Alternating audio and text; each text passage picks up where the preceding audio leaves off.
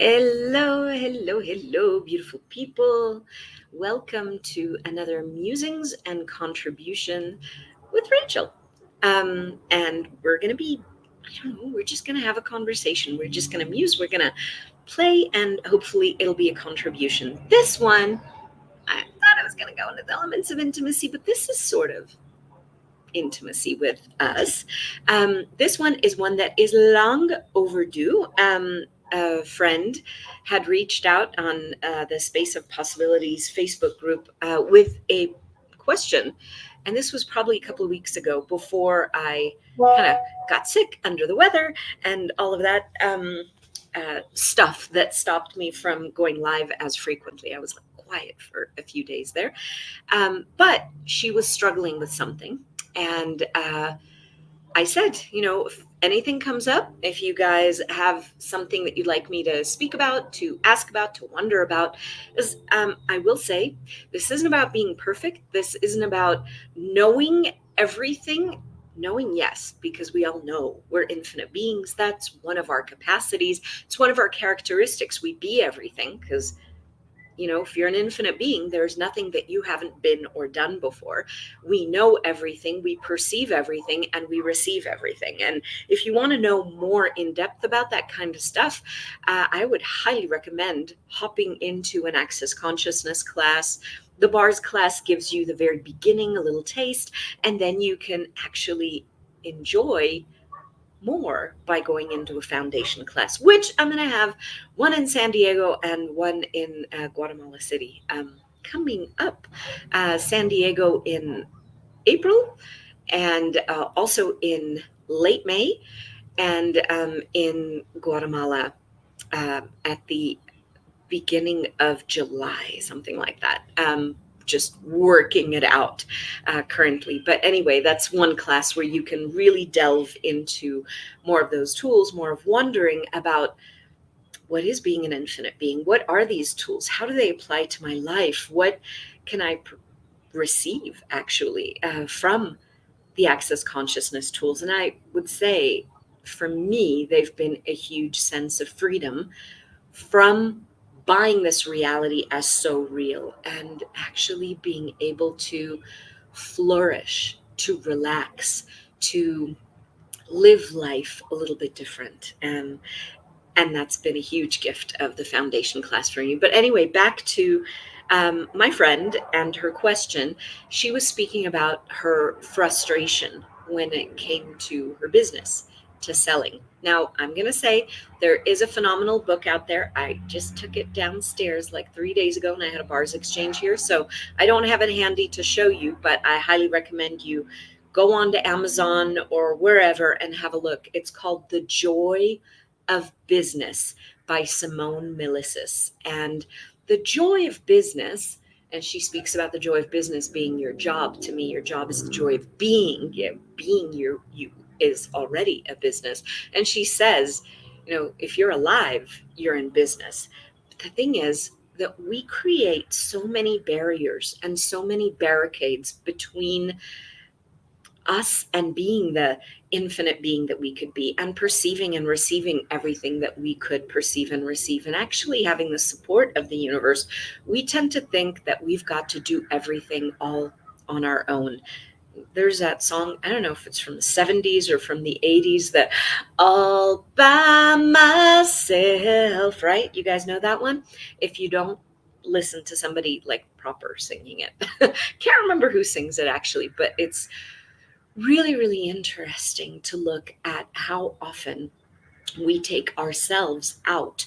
We put ourselves on the sideline. We're not willing to perceive and receive, be the infinite being we truly be, by perceiving and receiving and being able to connect with the wonder of everything in the universe. And so I'm going to read what she asked. She was complaining about business and being frustrated and like burned out basically. And she said in a separate message to me, I am growing not at the rate I choose, sad face, not joyful about constant trying and efforting and more selling, really sick of it. I'm in the space of no more trying, energetically, understand? Thanks for reaching out. So it's really interesting. Look at the word trying.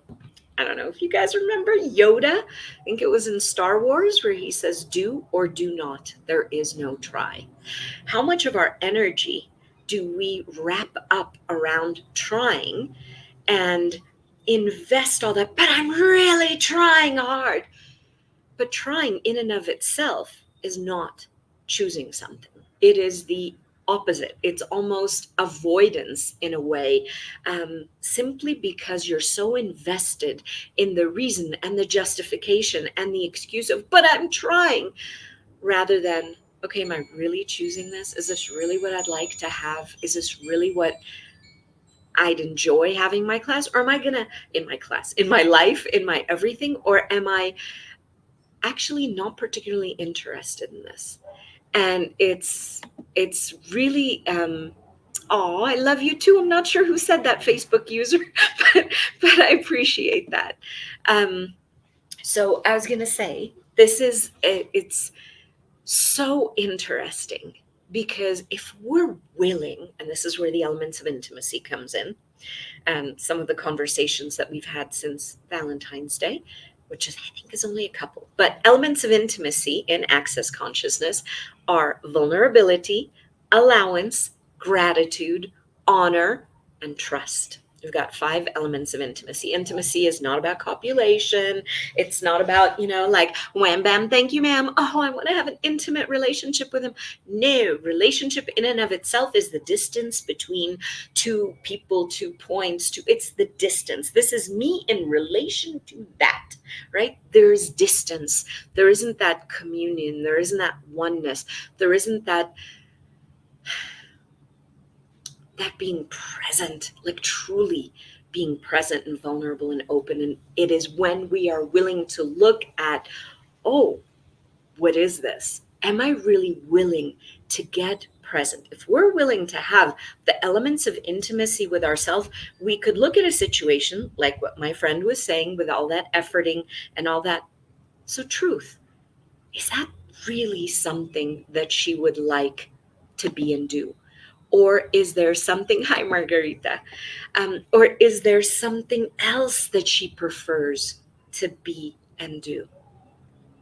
I noticed, in my case, so I'm an access consciousness facilitator, amongst other things, but I haven't been facilitating very much. And so one of the questions that I had up in my world, and it turns out I'm a little psychic and aware of what's going on in a lot of people's worlds. And I'm currently on day 4 of 5 days of the certified facilitator class, and which we do every year to be recertified as access consciousness facilitators. And this was coming up so much in different people's universes as facilitators. So one of the things that I was asking about myself is, should I even renew my license? Should I, I'm trying to facilitate right. I'm trying to do being a facilitator right. But it is about being, not so much about doing. Yes, there is action involved. I get that. And so, like I was saying, I will be facilitating a couple of foundation classes in San Diego and in Guatemala City, in the one in April in San Diego, and also at the beginning of July in Guatemala City, before we have a 3-day body class here, which will be a lot of fun. But the thing is that when we are truly willing to get vulnerable, one of those elements of intimacy, we are willing to barriers down, just look at what's going on. Look at what is the energy. Where are we coming from? Have we put ourselves on the outskirts? Have we created this relationship between us and, in this case, what my friend was saying, the business, and the constant selling and the constant efforting and the constant hustling? How much is she creating from somebody else's perspective of how business must be done, or how, in my case, how facilitating has to look, rather than the gift of being a facilitator for me goes well beyond classes. Definitely includes classes, I'm not saying that not, but goes well beyond that into how I be and how I function in the world in general. See, When we're willing to get vulnerable and get present and look at exactly what's going on, we can see when we're bullshitting ourselves. Okay? Sometimes we bullshit ourselves. We say, oh, I'd really like to do this. I've got to do this. But then we use that bullshit in order to keep judging us. And as we judge ourselves even more, then we separate even more, then we create more stress and hustle and frustration. So much efforting that we get to keep judging and keep struggling and keep ourselves separate from everything that's out there. And remember at the beginning I said we're infinite beings, right? We be everything, we perceive everything, we know everything, we can receive everything if we'd like, if we're functioning as infinite beings. We don't always do that. A lot of times we go to the story, we go to my thoughts, my feelings, my emotions, my all of that stuff that we tend to do as finite beings on this planet.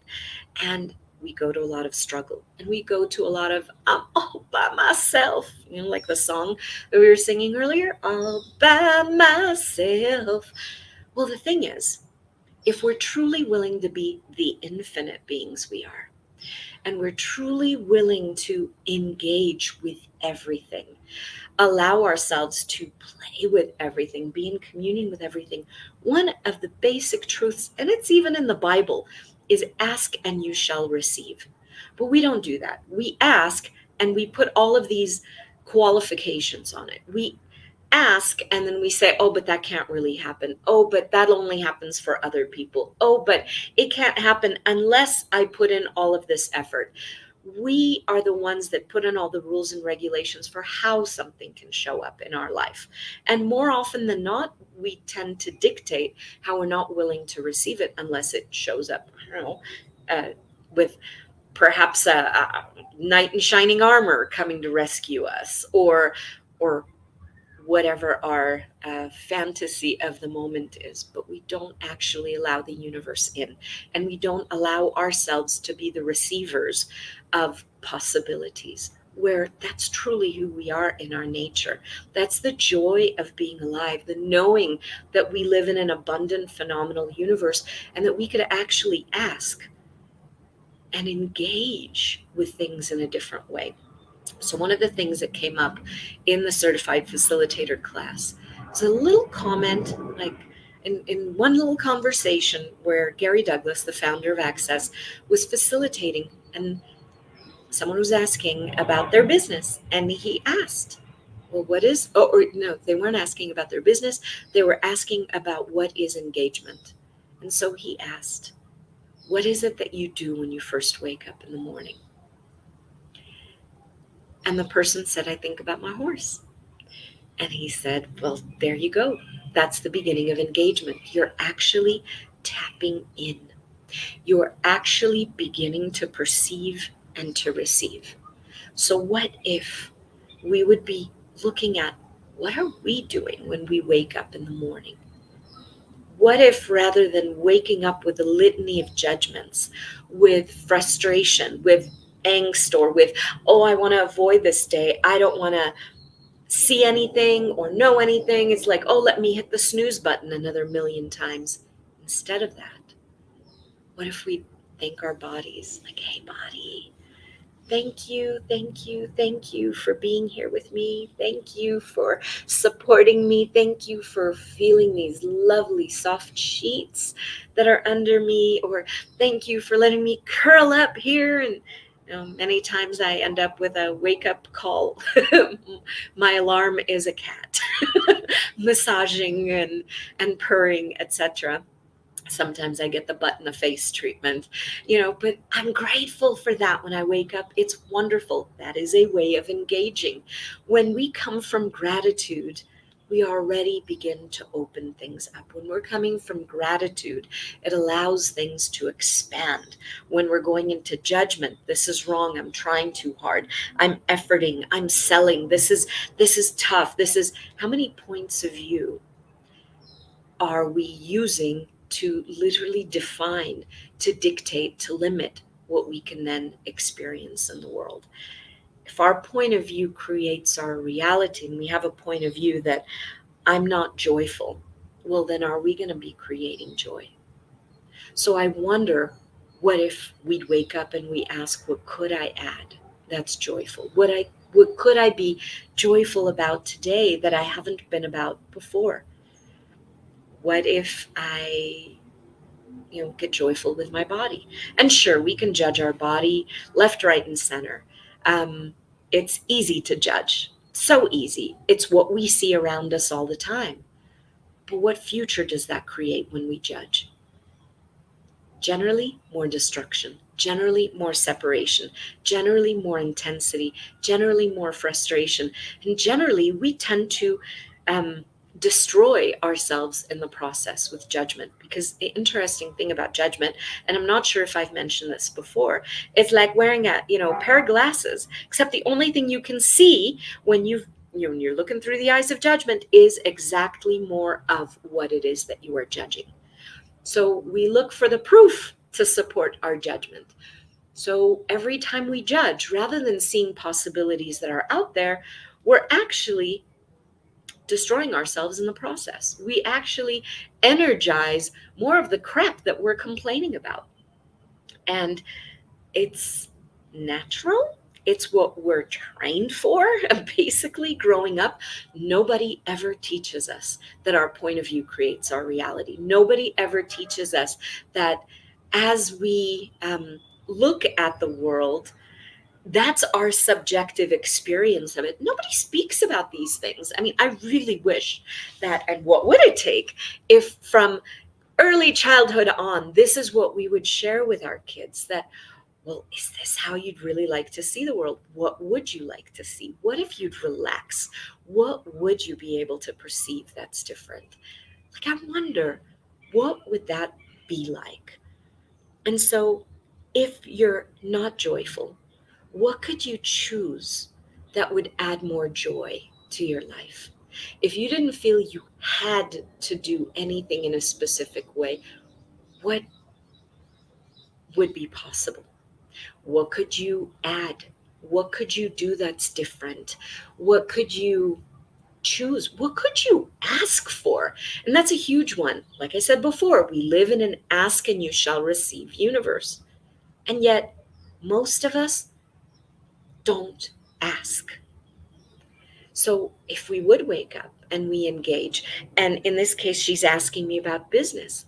Well, what if she'd ask her business? What, what can we be and do different today to have more joy and more ease and more relaxation right away? Who or what could I speak with today that would exponentialize everything that we can choose and be? What would be fun to add? What would be fun to explore? What would create a greater future possibility? What would make us more money now and in the future? If that's what you're looking for, if you're looking for whatever it is that you're looking for, ask. Like, truly ask. The universe doesn't dictate, oh, you can ask about who to work with, but you can't ask about money. No, the universe is open, it's abundant, it's got no freaking points of view, and it supports you in your point of view. So what point of view are you coming from to create your life and your living and your future and your reality? And what if you'd ask for more relaxation and ease with business? What if you ask, hey, universe, hey, consciousness, show me. I'm here to learn. Show me, how can I have more ease with my business? How can I receive more with my business? And frankly, why just my business? With all business, with everything, with every interaction. Living is businessing, living is being, and choosing. And every time you choose, you add more of that magic in, if you like. Every time you ask, every time you choose, something changes in the world. Everything begins to expand, to ripple, to open. There's more possibilities out there. And they're up to us to choose. And so when we're functioning from effort, from extreme effort, I mean, how much do you have to? Okay, so this is going to be kind of funny. I have these little like footsie things on my on my socks or on my feet as I go through the hardwood floor because, picks up dirt and dust and whatnot. And it's kind of funny. But anyway, I'm going to roll it up. To effort, to have to hold on to a point of view, to have to struggle by maintaining something, to say, oh, I hate selling. Well, there's already resistance there. Oh, I dislike this. This is hard to do. It's not working out the way that I'd like. Those are all points of view that we have to maintain. To maintain anything, I have to hold on to it, right? I can't just be open and wonder and let something else show up. I have to keep holding and struggling and keeping this my precious, keeping this point of view out there rather than just let it go.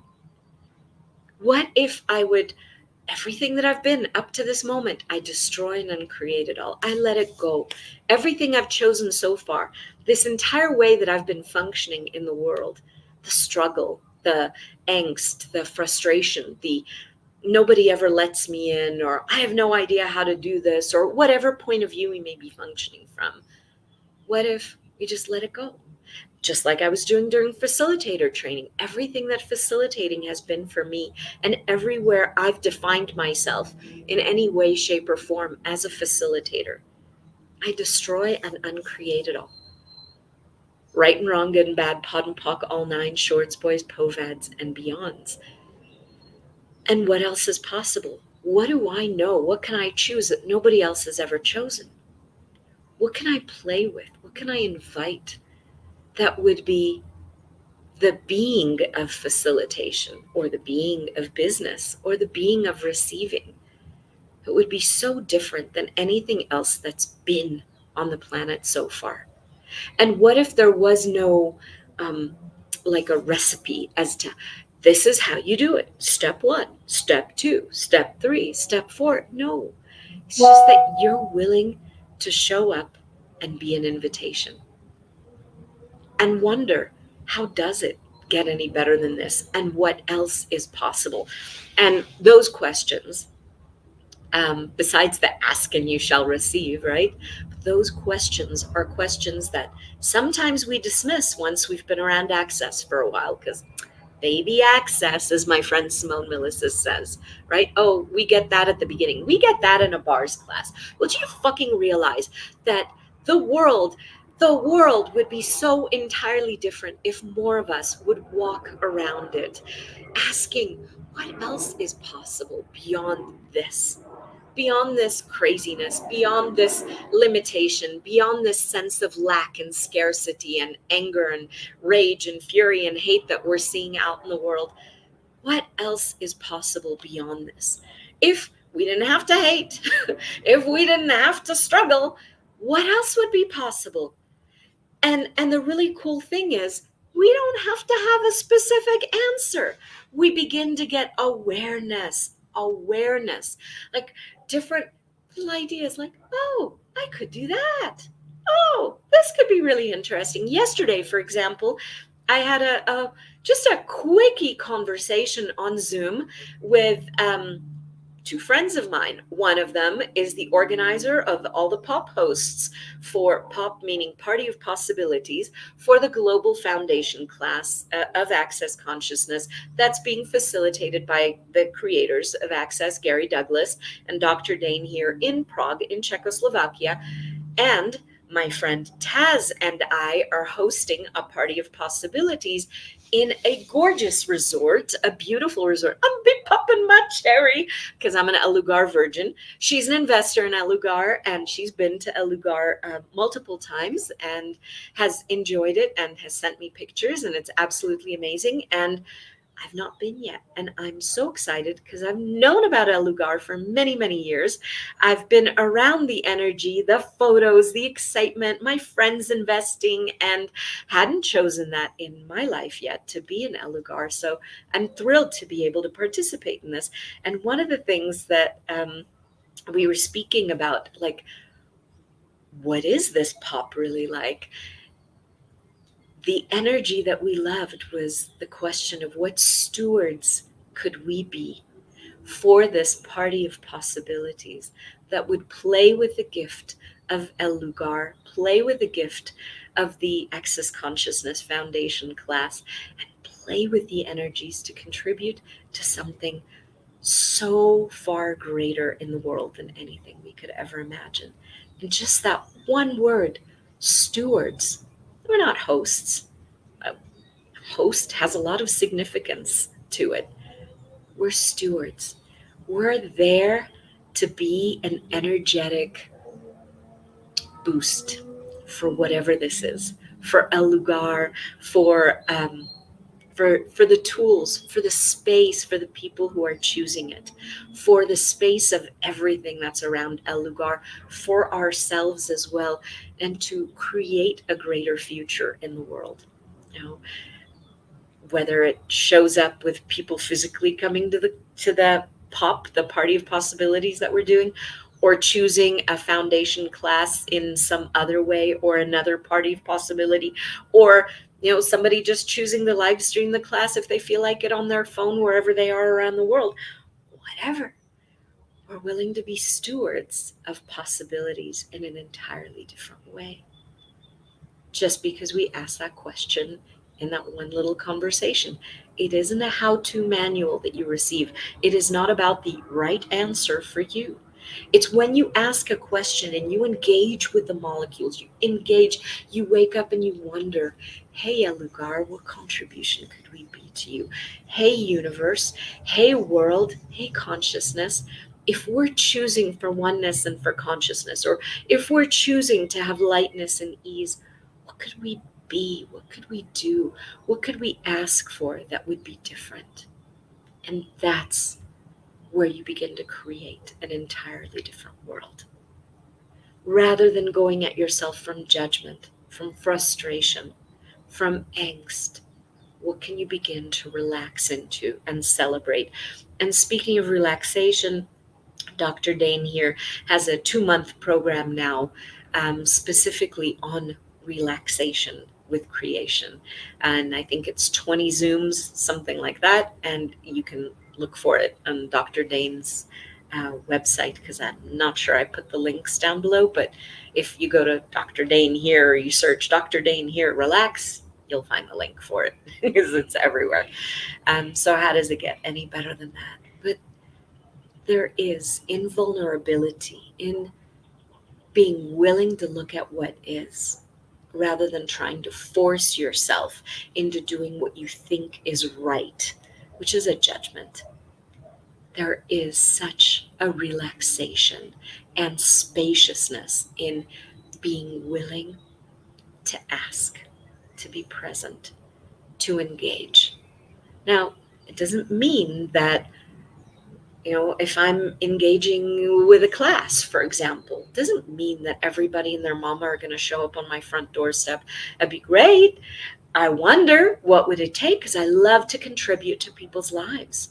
I love to know that after people have a conversation with me, something changes, their life expands. I've seen it over and over and over again. So I enjoy it. It's fun for me, but it doesn't have to look any one particular way. So what do we know? What could we choose? What could we relax into? What could we play with? What contribution could we be just by being that ask and that relaxation and that space in the world? And yeah, it definitely comes with vulnerability and with honor and with trust and with gratitude and with allowance. And I don't have the specific dates yet, because we just had a little quickie conversation. I was going to facilitate a book club on the Gift of Allowance book on my own during the month of March. It's going to be $100, and we're going to get together twice a week, and we're just going to go through the book and explore it and enjoy it. And yeah, wow, what are the infinite possibilities? It is one of the most beautiful books that I've come across in Access, and I am thrilled to explore it, because it is, if we had more allowance for ourselves and for others, what a wonderful world we would be in. But I'm going to be playing not just with me, but also with my beautiful friend, Dr. Helen Gidlovich, and we're going to be looking at allowance, with 2 different perspectives, or possibly a lot more than that. And how does it get any better? So I will have graphics up for that soon, and you guys are welcome to explore and enjoy that with us. And how does it get any better than that? And I hope to see you tomorrow for another musing. Mwah! Bye. And thank you. Wow, this is not ending. Very funny. Thank you for being here, and I shall see you soon.